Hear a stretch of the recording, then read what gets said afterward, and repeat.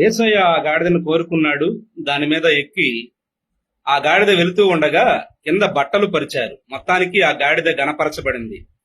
అయితే మరునాడు ఈ గాడిద మరొక గాడిద దగ్గరికి వెళ్లి, నిన్న చూసావా నా వ్యవహారం, నేను వస్తూ ఉండగా ఆ సన్మానాలు, ఆ పొగడతలు, ఆ మర్యాదలు, ఆ ఘనతలు అన్నదంట.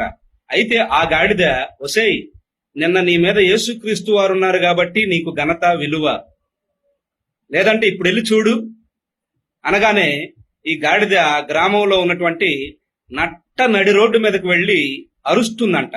అప్పుడే ఒక పెద్ద ఆయన నిద్రపోతున్నాడు, నిద్రపట్టింది. ఈ కేక విని రోకల బండ తీసుకుని ఆ గాడిదను తరుముకున్నాడంట.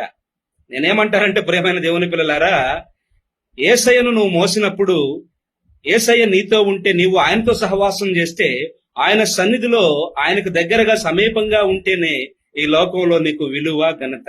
ఆమేన్.